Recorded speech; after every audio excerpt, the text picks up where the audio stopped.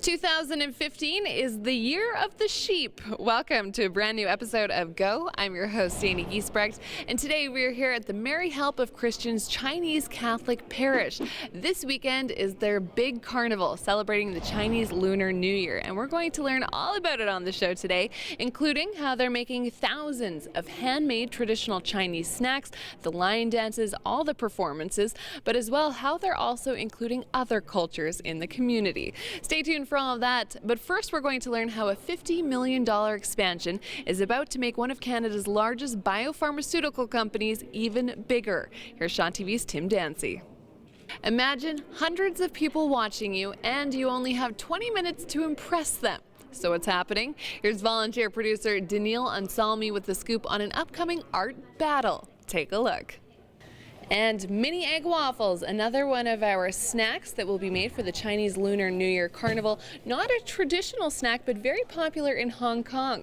Coming up after the break, we're going to learn about all the symbolism behind the red, the gold, and what happens in a traditional Chinese home this time of year. Stay tuned. We'll be right back after this.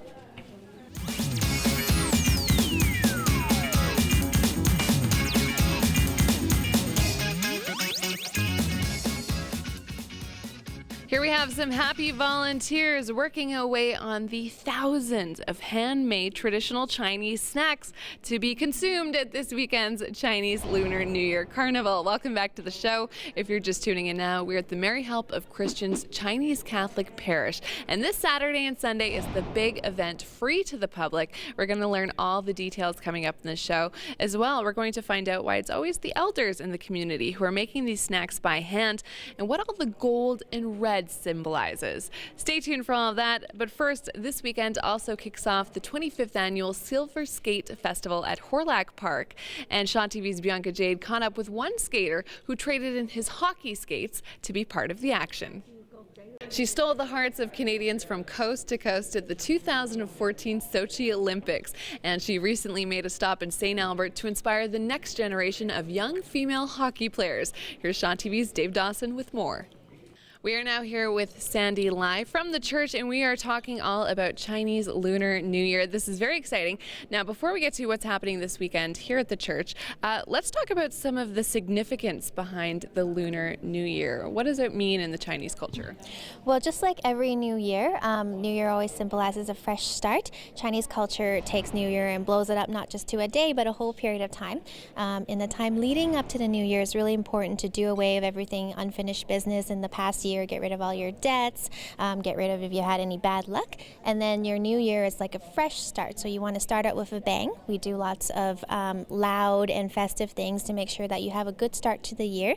Most of the things that we have as ornaments or as food that symbolizes things that you want to bring into your new year, like luck and wealth and love and prosperity. Excellent. And as we showed you those snacks being made earlier, there's significance behind everything. So when you make those snacks, you fry them and they become golden. And also the sound represents other parts of the Chinese Lunar New Year. Can you explain that? Sure. So some of the snacks that we make are things like golden nuggets or sesame ribbons. Those are all fried snacks. They're generally sweet. Some of them are salty, but it symbolizes good taste, right? We do golden because we like gold. It's like money, right? We want to bring wealth. We do frying because the oil, when it's bubbling, it's crackling like firecrackers, and that's very fun.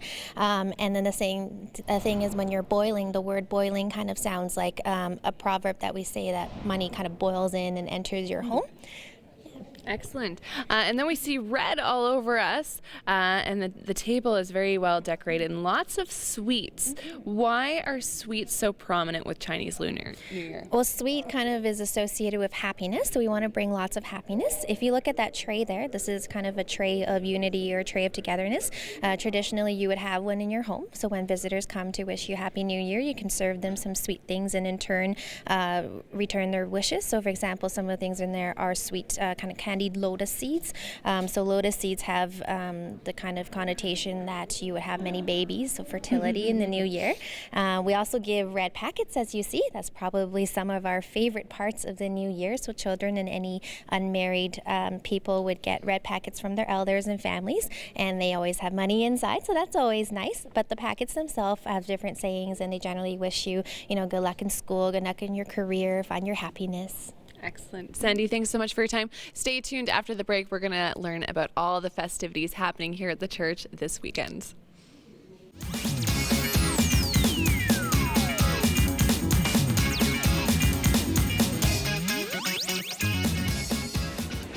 These are fortune wheels, a traditional Chinese snack, and here we have two volunteers working away, making hundreds of them. And coming up in the show, we're going to be speaking with Sandy once more from the Chinese Catholic parish about why it's always elders in the community that help make the snacks. And if you're just tuning in now, this weekend is the Chinese Lunar New Year Carnival here at the church.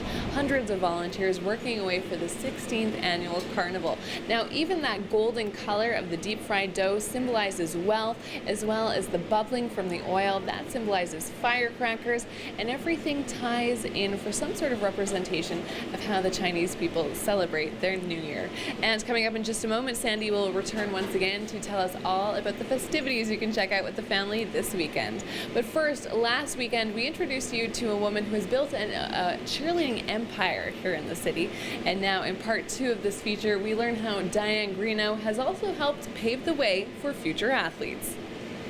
All right, we are back with Sandy once again, and it's now time to learn about everything that's happening here at the church this weekend for Chinese Lunar New Year. Now, I made mention earlier of the snacks being made behind us, and before we get into what's happening this weekend, you said something very poignant about how it's always the elders making the snacks. Why is that?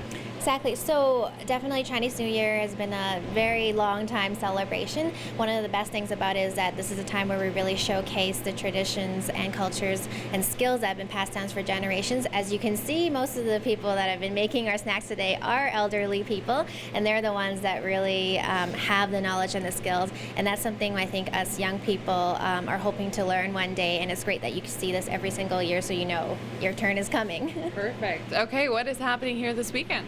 So we're having a carnival both Saturday and Sunday all day. It's free admission. Basically, we want everyone to come in and join our party. We have weekend-long performances. Our performances include, of course, a lion dance and drums, traditional Chinese song and dance, but we also like to showcase other cultural things as well. So we have things like Filipino dance, Polish dance, and so what we want to do is to kind of just highlight the importance of culture for everyone, including our Chinese culture. I love that. I love that you bring in other cultures. You celebrate your culture first and foremost, but then you make it about the entire community. This is the 16th year that the carnival has been running. What do you hope for this year? Well, we hope it will be better than the last, as always. That's kind of a thing that we Chinese people like. As good as last year was, we want this year to be better. This year is also the year of the sheep, so people also come and celebrate a new animal every year, which is really important. We also want to kind of bless the babies that will come in the year of the sheep.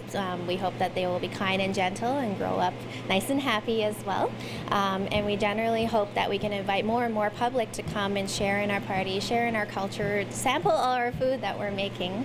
How would you describe the Chinese community here in Edmonton? I think we are definitely a growing population. Hopefully our carnival is one of the things that help us tie us together.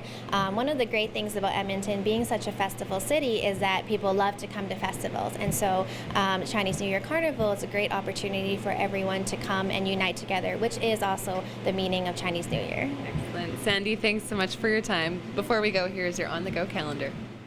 Here we have our sesame ribbons and golden nuggets being fried. So many snacks to prepare for this weekend's big celebration. Don't forget, come on down with the family Saturday and Sunday. It's free to the public and everyone is welcome.